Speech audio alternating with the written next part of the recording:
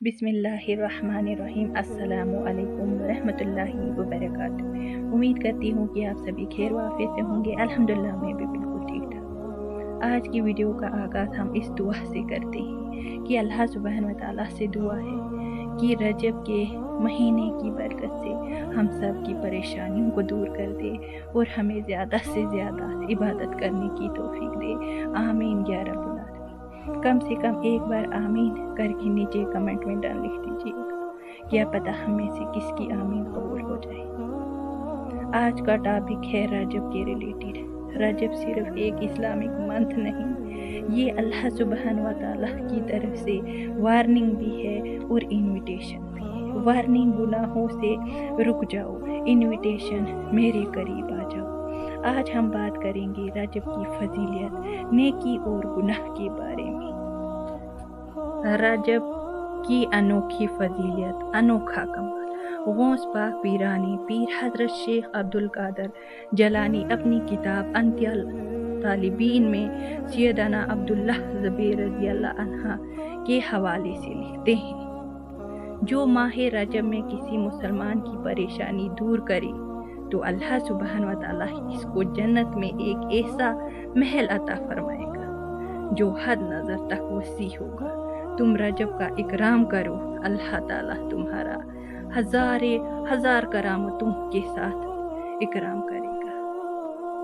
अल्लाह सुब्हानहू व तआला ने साल के 12 महीने मुकर्रर फरमाए और इनमें 4 महीनों ज़ुल्क़ादा, ज़ुल्हिज्जा, मुहर्रम और रजब को अज़मत वाला करार दिया है। इन 4 महीनों की इबादत करने का अज्र व सवाब ज़्यादा मिलता है। जैसे अज्र व सवाब ज़्यादा मिलता है, इसी तरह इनकी वजह से साल के बकाया महीनों में भी इबादत की तौफीक मिलती है। इसी तरह जो शख्स इन महीनों में बुराइयों से बचता है, इसे बाकी महीनों में भी बुराइयों से बचने की तौफीक मिलती है। तो हमें बुराइयों से बचना चाहिए। माह रजब की नेकी और गुनाह। हज़रत सैयदना उमर अब्दुल वाहिद बलग्रामी करदस सिराह अल-सामी अपनी बारगाह रिसालत में मकबूल किताब सय्यिद सनाबिल शरीफ में फरमाते हैं, रजबल मरजब और जुमातल मुबारक में एक नेकी पर 70 नेकियों का सवाब मिलता है और एक गुनाह पर 70 गुनाहों का के जितना अज़ाब। तो हम सबको नेकी की तरफ आना चाहिए इंशाअल्लाह। रजब में रोज़े रखने का सवाब आप सल्लल्लाहु अलैहि वसल्लम ने फरमाया, जिसने खलूस और इखलास के साथ ला इलाहा इल्लल्लाह पढ़ा वो जन्नत में दाखिल हो गया। और जिसने रजब शरीफ में एक दिन का रोज़ा रखा सिर्फ रब्बे जुल जलाल की रज़ा हासिल करने के लिए, वो जन्नत में दाखिल होगा। रजब के रोज़ों की फजीलत।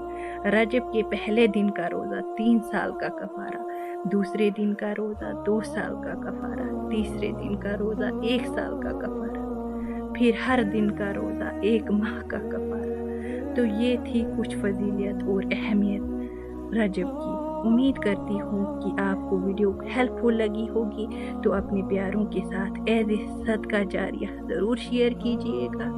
वीडियो को लाइक, चैनल को सब्सक्राइब कीजिएगा। दुआओं में याद रखिएगा।